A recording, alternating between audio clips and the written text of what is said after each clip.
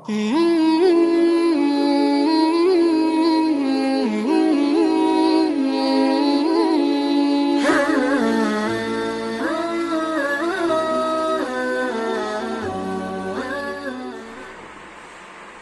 الله الرحمن الرحيم. عن أبي هريرة رضي الله تعالى عنه قال قال رسول الله صلى الله عليه وسلم إن الله لا ينظر إلى أجسامكم ولا إلى صوركم ولكن ينظر إلى قلوبكم وأعمالكم. رواه مسلم. ترجمہ حضرت ابو ہریرہ رضی اللہ تعالی عنہ سے روایت ہے کہ نبی کریم صلی اللہ علیہ وسلم نے ارشاد فرمایا، اللہ تبارک و تعالی تمہارے جسموں کو نہیں دیکھتا، اللہ تبارک و تعالی تمہاری صورتوں کو نہیں دیکھتا، وَلَكِنْ يَنْظُرُ إِلَىٰ قُلُوبِكُمْ، بلکہ وہ دیکھتا ہے تمہارے دلوں کی طرف۔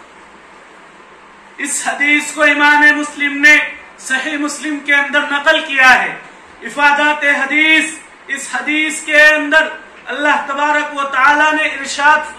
صلی اللہ علیہ وسلم نے ارشاد فرمایا کہ اللہ تبارک و تعالی تمہارے جسم کو نہیں دیکھتا، چاہے انسان کتنا ہی طاقتور ہو، اور تمہاری صورتوں کو نہیں دیکھتا، چاہے وہ انسان کتنا ہی خوبصورت ہو، بلکہ وہ تمہارے دلوں کی طرف دیکھتا ہے اور تمہارے اعمال کی طرف دیکھتا ہے۔ انسان چاہے کتنا پاورفل ہو، چاہے کتنا خوبصورت ہو، لیکن اس کے دل کے اندر خرابی ہے، اس کے اعمال کے اندر کوتاہی ہے، تو اللہ تبارک و تعالی اس اعمال کے اندر خرابی ہونے کی وجہ سے، اس اعمال کے اندر کوتاہی ہونے کی وجہ سے، اور اس دل کے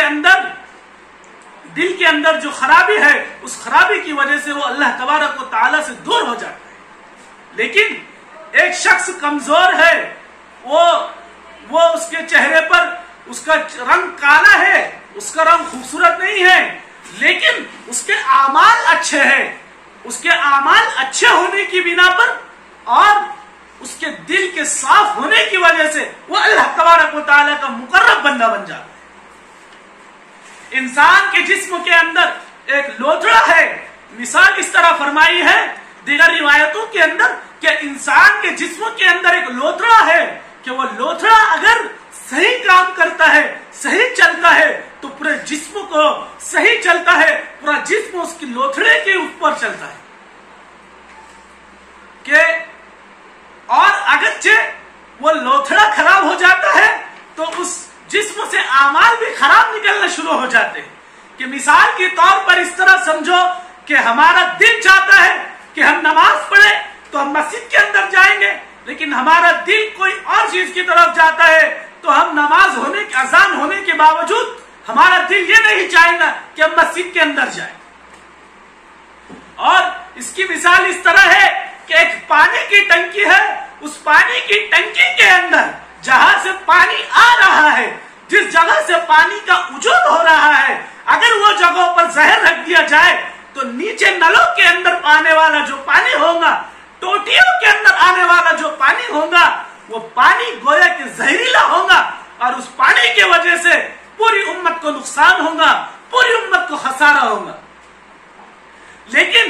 جس ٹنکی کے اندر سے پانی جہاں سے وجود ہے، پانی جہاں سے آ رہا ہے، وہ پانی اگرچہ صاف ہے تو پوری امت کو اس سے صاف پانی سے فائدہ ہوگا، اور پوری امت اس سے فائدہ اٹھانے والی ہوگی۔ اس حدیث کے اندر یہی بات بتائی گئی ہے کہ انسان کا جسم چاہے کتنا کمزور کیوں نہ ہو، انسان کی صورت چاہے جس طرح ہو، لیکن اس کے اعمال اور اس کا دل اگرچہ صحیح ہوگا تو وہ اللہ کے یہاں مقرب اور قابل قبول ہوگا۔ آخر میں اللہ تبارک و تعالیٰ سے دعا ہے کہ اللہ تبارک و تعالیٰ ہم تمام کو صحیح سمجھ عطا فرمائے اور کہنے سننے سے زیادہ عمل کرنے کی توفیق عطا فرمائے۔ وآخر دعوانا الحمد